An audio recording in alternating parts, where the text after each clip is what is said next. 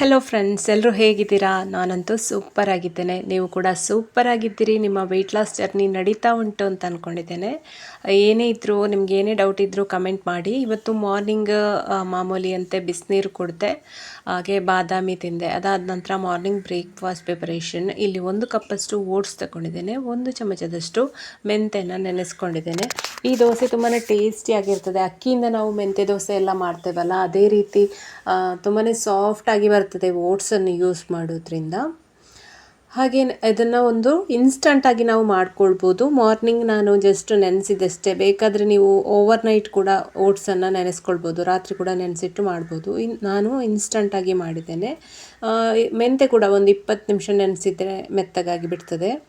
ಆಮೇಲೆ ಅದನ್ನು ಫಸ್ಟಿಗೆ ವಾಶ್ ಮಾಡ್ಕೊಂಡಿದ್ದೇನೆ. ಆಮೇಲೆ ಅದರ ನೀರೆಲ್ಲ ಸ್ಟ್ರೈನ್ ಮಾಡಿಕೊಂಡು ಮಿಕ್ಸಿ ಜಾರಿಗೆ ಹಾಕ್ಕೊಂಡು ನುಣ್ಣಗೆ ಪೇಸ್ಟ್ ಮಾಡ್ಕೊಳ್ಳುವಂಥದ್ದು. ಹಾಗೆ ಗ್ರೈಂಡ್ ಮಾಡ್ಕೊಳ್ಳುವಾಗ ಒಂದು ಸಣ್ಣ ತುಂಡು ಶುಂಠಿ, ಹಾಗೆ ಒಂದು ನೀರುಳ್ಳಿಯನ್ನು ಆ್ಯಡ್ ಮಾಡ್ಕೊಂಡಿದ್ದೇನೆ. ಹಾಗೆ ಸ್ವಲ್ಪ ಕರಿಬೇವು, ಹಾಗೆ ಸ್ವಲ್ಪ ರುಚಿಗೆ ಎಷ್ಟು ಬೇಕೋ ಅಷ್ಟು ಉಪ್ಪನ್ನು ಹಾಕೋದು. ಈರುಳ್ಳಿ ಹಾಕೋದ್ರಿಂದ ಫ್ಲೇವರ್ ಕೂಡ ಚೆನ್ನಾಗಿ ಬರ್ತದೆ ದೋಸೆಯದ್ದು. ಶುಂಠಿ ಎಲ್ಲ ಹಾಕೋದ್ರಿಂದ ಗ್ಯಾಸ್ಟ್ರಿಕ್ಕಿಗೆ ಎಲ್ಲ ಒಳ್ಳೆಯದದು. ಹಾಗೆಯೇ ಶುಂಠಿ ಟೀ ಕೂಡ ಮಾಡುವಾಗ ಹಾಕ್ತೇವಲ್ಲ ನಾವು, ಶುಂಠಿ ಆರೋಗ್ಯಕ್ಕೆ ತುಂಬಾ ಒಳ್ಳೆಯದು. ಜೊತೆಗೆ ಫ್ಲೇವರಿಗೆ ಕರಿಬೇವು, ಇವಿಷ್ಟನ್ನು ಹಾಕಿ ಗ್ರೈಂಡ್ ಮಾಡ್ಕೊಳ್ಳೋದು. ಈರುಳ್ಳಿ ಎಲ್ಲ ಹಾಕೋದ್ರಿಂದ ದೋಸೆ ಕಾವಲಿಯಲ್ಲಿ ಕೂಡ ಹಾಗೆ ನಾನ್ ಸ್ಟಿಕ್ ಮಾಡೋದಾದರೆ ಯಾವ ರೀತಿ ನಾವು ದೋಸೆ ಮಾಡಿದರೂ ಕೂಡ ದೋಸೆ ಏಳ್ತದೆ. ಆದರೆ ನೀವು ಕಾಸ್ಟ್ ಐರನ್ ತವಾ ಅಂತ ಹೇಳಿದರೆ ಕೆಲವೊಮ್ಮೆ ದೋಸೆ ಏಳದೆ ಸಮಸ್ಯೆ ಆಗೋದು, ತುಂಬ ಕಿರಿಕಿರಿ ಆಗ್ತದೆ. ಆದ ಕಾರಣ ಕಾಸ್ಟ್ ಐರನ್ ತವನ್ನು ಯೂಸ್ ಮಾಡಿಕೊಳ್ಳುವಾಗ ಈರುಳ್ಳಿಯನ್ನು ಹಾಕೋದ್ರಿಂದ ಅದು ದೋಸೆ ಏಳಲಿಕ್ಕೆ ಕೂಡ ಹೆಲ್ಪ್ ಆಗ್ತದೆ, ಅಂಟಿಕೊಳ್ಳೋದಿಲ್ಲ ಕಾವಲಿಗೆಗೆ. ಈರುಳ್ಳಿ ಫ್ಲೇವರ್ ಕೂಡ ಚೆನ್ನಾಗಿರ್ತದೆ. ಈಗ ಎಷ್ಟು ಬೇಕಷ್ಟು ನೀರನ್ನು ಹಾಕ್ಕೊಂಡು ಗ್ರೈಂಡ್ ಮಾಡ್ಕೊಳ್ಳೋದು. ಮೆಂತೆ ಇದ್ದ ಕಾರಣ ಅದು ತುಂಬಾ ಒಂದು ಉದ್ದಿನ ದೋಸೆ ಇದು ಹಿಟ್ಟಿರ್ತದಲ್ಲ, ಹಾಗೇ ಬರ್ತದೆ ನೋಡಿ. ಈಗ ಇನ್ಸ್ಟಂಟಾಗಿ ನಮ್ಮ ದೋಸೆ ರೆಡಿ ಆಯಿತು. ಇದನ್ನು ಈಗ ದೋಸೆ ಮಾಡಿಕೊಳ್ಳುವ. ಹಾಗೆ ವೆಯ್ಟ್ ಲಾಸಲ್ಲಿ ನೀವು ಫಸ್ಟ್ ಮಾರ್ನಿಂಗ್ ನೀರೊಂದು ಕುಡಿಲೇಬೇಕು ಅಟ್ಲೀಸ್ಟ್. ನಾನು ಮತ್ತೆ ಇವತ್ತು ಟೀ ಕುಡಿಲಿಲ್ಲ, ಅಜ್ವೈನ್ ಹಾಕಿ ಅಜ್ವೈನ್ ಟೀಯನ್ನು ಮಾಡಿದೆ, ಅದನ್ನೇ ಕುಡಿದೆ. ಒಂದೊಂದು ಸರ್ತಿ ಟೀ ಸ್ಕಿಪ್ ಮಾಡಬೇಕು, ಯಾಕೆಂದರೆ ಆರೋಗ್ಯಕ್ಕೆ ಟೀ ಏನು ತುಂಬ ಒಳ್ಳೆಯದಲ್ಲ ನೋಡಿ, ಅದಕ್ಕೋಸ್ಕರ. ಆದರೆ ಟೀ ಕುಡಿಯೋದಿದ್ದರೆ ನಮಗೆ ತಲೆನೋವು ಬರ್ತದೆ ಅಂತ ಇದ್ದರೆ ಸ್ವಲ್ಪ ಟೀ ಕುಡಿಯೋದು ಒಳ್ಳೆಯದು. ಈಗ ದೋಸೆಯನ್ನು ಹೊಯ್ದಾಯಿತು. ತುಂಬ ಸಾಫ್ಟಾಗಿ ಬರ್ತದೆ ಟೇಸ್ಟ್. ಆ ಮೆಂತೆ ಹಾಕಿದ ಮೆಂತೆಯ ಫ್ಲೇವರ್ ಚೆನ್ನಾಗಿರ್ತದೆ. ಮೆಂತೆ ಮತ್ತು ಈ ದೋಸೆಯನ್ನು ವೆಯ್ಟ್ ಲಾಸಿಗೆ ಅಂತಲ್ಲ, ಶುಗರ್ ಇದ್ದವರು ಕೂಡ ಮಾಡಿಕೊಂಡು ತಿನ್ಬೋದು. ಡಯಾಬಿಟೀಸ್ ಇದ್ದವರಿಗೆ ಎಲ್ಲ ಶುಗರ್ ಕಂಟ್ರೋಲಿಗೆ ಬರ್ತದೆ ಮೆಂತೆ ಇದ್ದ ಕಾರಣ. ಆರೋಗ್ಯಕ್ಕೆ ತುಂಬಾ ಒಳ್ಳೆಯದು. ತುಂಬ ಕಾರ್ಬ್ ಕಡಿಮೆ ಇದೆ ನೋಡಿ ಓಟ್ಸಲ್ಲಿ. ಫೈಬರ್, ಈ ರೋಲ್ಡ್ ಓಟ್ಸ್ ಅಂತ ಹೇಳಿದರೆ ಅದರಲ್ಲಿ ಫೈಬರ್ ಜಾಸ್ತಿ ಇದೆ. ಹಾಗೆ ಇದು ವೆಯ್ಟ್ ಲಾಸಿಗೆ ತುಂಬಾ ಹೆಲ್ಪ್ ಮಾಡ್ತದೆ. ಇಲ್ಲಿ ನೋಡಿ 3 ದೋಸೆ ತಗೊಂಡೆ. ಇದೇ ರೀತಿ ಈ ಓಟ್ಸ್ ದೋಸೆನ ಈ 3 ದೋಸೆ ತಗೊಳ್ಬೋದು ನೀವು, ಏನೂ ತೊಂದರೆ ಇಲ್ಲ. ಹಾಗಂತೇಳಿ ಅಕ್ಕಿಯಿಂದ ಮಾಡಿದ ಉದ್ದಿನ ದೋಸೆ ಎಲ್ಲ 3 ದೋಸೆ ತಿಂದರೆ ಖಂಡಿತ ವೆಯ್ಟ್ ಲಾಸ್ ಆಗಲ್ಲ, ವೆಯ್ಟ್ ಗೇಯ್ನ್ ಆಗುತ್ತೆ. ಯಾಕೆಂದರೆ ಅದರಲ್ಲಿ ಕಾರ್ಬೋಹೈಡ್ರೇಟ್ ಎಲ್ಲ ಜಾಸ್ತಿ, ಫ್ಯಾಟ್ ಎಲ್ಲ ಜಾಸ್ತಿ ಇರುತ್ತೆ ಅಕ್ಕಿಯಲ್ಲಿ. ಹಾಗಾಗಿ ಅಕ್ಕಿಯಿಂದ ಮಾಡಿದ ದೋಸೆ ನೀವು ಮಾಡಿಕೊಂಡ್ರೆ ಒಂದೇ ದೋಸೆ ತಿನ್ಬೋದಷ್ಟೇ, ಅದಕ್ಕಿಂತ ಜಾಸ್ತಿ ತಿಂದರೆ ಕ್ಯಾಲೋರಿ ಕೌಂಟ್ ಜಾಸ್ತಿ ಆಗುತ್ತೆ. ಹಾಗೆ ಇವತ್ತು ನೀರುಳ್ಳಿ ಹಾಕಿ ತೆಂಗಿನಕಾಯಿ ಚಟ್ನಿ ಮಾಡ್ಕೊಂಡಿದ್ದೇನೆ. ಸ್ವಲ್ಪ ಶೇಂಗಾ ಕೂಡ ಹಾಕ್ಕೊಂಡಿದ್ದೇನೆ ಚಟ್ನಿಗೆ, ತುಂಬಾ ಚೆಂದ ಬಂದಿತ್ತು. ಕೆಂಪು ಮೆಣಸು ಹಾಕಿ ಮಾಡಿತ್ತು. ಅದಾಗಿ ನಾನು ಮಧ್ಯಾಹ್ನ ಲಂಚಿದ್ದು ಮಾಡ್ತಾ ಇಲ್ಲ, ಇಲ್ಲಿ ಈವ್ನಿಂಗ್ ಇದ್ದೇ ತೋರಿಸ್ತಾ ಇದ್ದೇನೆ. ಮಧ್ಯಾಹ್ನ ಎಲ್ಲ ಫ್ರೂಟ್ಸ್ ಎಲ್ಲ ತಿಂದೆ. ಆಮೇಲೆ ಮಧ್ಯಾಹ್ನ ನಾನು ಟೆಂಪಲಿಗೆ ಹೋಗಿ ಅಲ್ಲಿ ಊಟ ಮಾಡಿದ್ದೆ. ಅಲ್ಲಿ ಸ್ವಲ್ಪ ಅನ್ನ ಮತ್ತು ಸಾರು ಹಾಕಿ ಊಟ ಮಾಡಿ ಬಂದೆ. ಅಲ್ಲಿ ಯಾವುದೇ ವೀಡಿಯೋ ಶೂಟೆಲ್ಲ ನಾನು ಮಾಡಲಿಲ್ಲ, ಹಾಗಾಗಿ ಲಂಚ್ ಅಲ್ಲೇ ಸ್ಕಿಪ್ ಆಯಿತು. ಅದಾದ ನಂತರ ಈವ್ನಿಂಗ್ ಯಾವ ಥರ ನೀವು ಮಾಡ್ಕೊಳ್ಬೋದು ಅಂಥೇಳಿ, ಇಲ್ಲಿ ಸ್ವಲ್ಪ ಎಣ್ಣೆ ಹಾಕ್ಕೊಂಡಿದ್ದೇನೆ, ಟೊಮೆಟೊ, ಆನಿಯನ್ ಎಲ್ಲ ಹಾಕ್ಕೊಂಡಿದ್ದೇನೆ, ಕ್ಯಾರೆಟ್ ಹಾಕ್ಕೊಳ್ಬೋದು. ಹಾಗೆ ರೋಸ್ಟೆಡ್ ಪೀನಟ್ಸ್ ಇತ್ತು ಸ್ವಲ್ಪ, ಅದನ್ನು ಹಾಕ್ಕೊಂಡೆ. ಇಲ್ಲಾಂದರೆ ಹಸಿ ಕಡಲೆ ಇದ್ದರೆ ಅದನ್ನು ಕೂಡ ಹುರಿದಾಕಿ ಮಾಡ್ಕೊಳ್ಬೋದು. ಎಣ್ಣೆ ಸ್ವಲ್ಪ ಕಮ್ಮಿ ಹಾಕಿ ಚರಂಬುರಿ ಮಾಡಿಕೊಂಡು ಈವ್ನಿಂಗ್ ಸ್ನ್ಯಾಕ್ಸ್ ಅಂಥೇಳಿ ನಾನು ತಗೊಂಡೆ. ಈ ರೀತಿ ಮಾಡ್ಕೊಳ್ಬೋದು.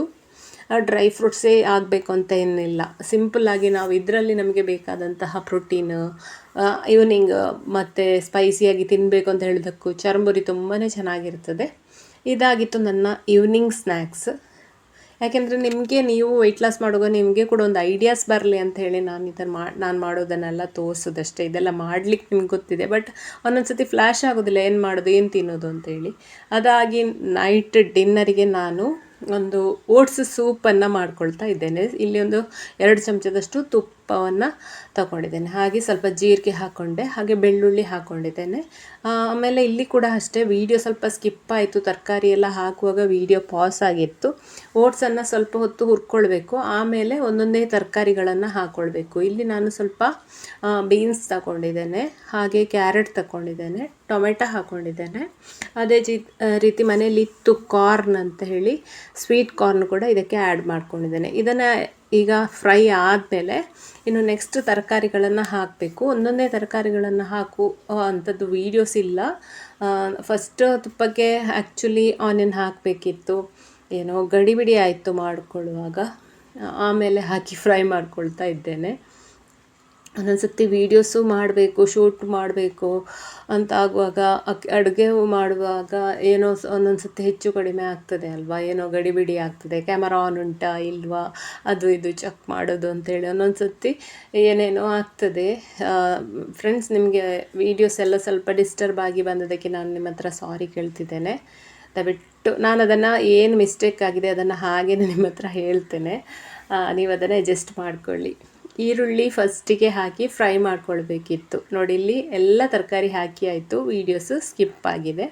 ನಾನು ಕ್ಯಾರೆಟ್ ಹಾಕಿದ್ದೇನೆ, ಟೊಮೆಟೊ ಹಾಕಿದ್ದೇನೆ, ಸ್ವೀಟ್ ಕಾರ್ನ್ ಹಾಕಿದ್ದೇನೆ, ಹಾಗೆ ಕ್ಯಾಪ್ಸಿಕಮ್ ಹಾಕಿದ್ದೇನೆ. ಅದೆಲ್ಲ ಹಾಕಿ ಫ್ರೈ ಮಾಡೋದು ಅಷ್ಟೇ, ಬೇರೆ ಏನಿಲ್ಲ.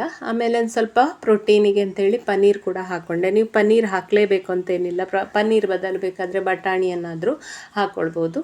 ಇದನ್ನೆಲ್ಲ ಫ್ರೈ ಮಾಡ್ಕೊಳ್ಬೇಕು. ಇದಕ್ಕೆ ಮಸಾಲೆ ಅಂತೇಳಿ ಎಂತ ಹಾಕ್ಕೊಳ್ಳಿಕ್ಕಿಲ್ಲ.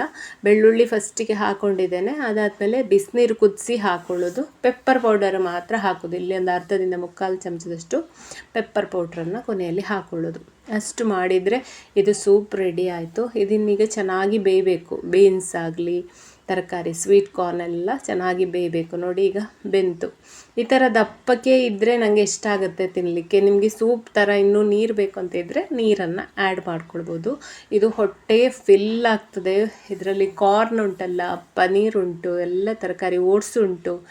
ಇಷ್ಟು ತಿಂದರೆ ಹೊಟ್ಟೆ ಫಿಲ್ ಆಗಿರ್ತದೆ, ಏನೂ ಹಸಿವಾಗೋದಿಲ್ಲ. ಡಿನ್ನರಿಗೆ ಈ ಥರ ಮಾಡಿಕೊಂಡು ತಿನ್ಬೋದು, ಅಥವಾ ಮಾರ್ನಿಂಗ್ ಬ್ರೇಕ್ಫಾಸ್ಟಿಗೆ ಕೂಡ ಮಾಡ್ಕೊಳ್ಬೋದು, ಏನೂ ತೊಂದರೆ ಇಲ್ಲ. ಯಾವ ಟೈಮ್ಗೆ ಲಂಚಿಗೆ ಕೂಡ ಮಾಡ್ಕೊಳ್ಬೋದು, ತುಂಬಾ ಚೆನ್ನಾಗಿರ್ತದೆ.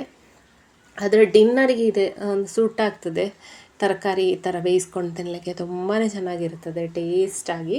ನಿಮಗೆ ಮಸಾಲೆ ಬೇರೆ ಏನಾದರೂ ಖಾರ ಎಕ್ಸ್ಟ್ರಾ ಬೇಕು ಅಂತಿದ್ದರೆ ಹಸಿಮೆಣಸು ಎಲ್ಲ ಆ್ಯಡ್ ಮಾಡ್ಕೊಳ್ಬೋದು. ನಾನು ಸ್ವಲ್ಪ ಪೆಪ್ಪರ್ ಪೌಡ್ರ್ ಮಾತ್ರ ಹಾಕ್ಕೊಂಡದ್ದು, ಅದು ಕೂಡ ಸ್ಕಿಪ್ ಆಗಿದೆ ಅಂತ ಕಾಣಬೇಕು ವೀಡಿಯೋಸ್. ಈ ವಿಡಿಯೋ ಇಷ್ಟ ಆದರೆ ಖಂಡಿತ ಲೈಕ್ ಮಾಡಿ. ಹಾಗೆ ನೀವು ಈ ಚಾನಲನ್ನು ನೋಡೋದು ಫಸ್ಟ್ ಟೈಮ್ ಅಂತಾದರೆ ಖಂಡಿತ ಸಬ್ಸ್ಕ್ರೈಬ್ ಆಗೋದನ್ನು ಮರಿಬೇಡಿ. ಹೀಗೇನೇ ರುಚಿ ರುಚಿಯಾದ ವೆಯ್ಟ್ ಲಾಸ್ ರೆಸಿಪೀಸ್ ಜೊತೆ, ಡಯಟ್ ಟಿಪ್ಸ್ ಜೊತೆ, ವರ್ಕೌಟ್ ಜೊತೆ ನಾನು ಮತ್ತೆ ಬರ್ತೇನೆ. ಅಲ್ಲಿಯವರೆಗೆ ನಮಸ್ಕಾರ, ಬಾಯ್ ಬಾಯ್, ಟೇಕ್ ಕೇರ್, ಥ್ಯಾಂಕ್ ಯು.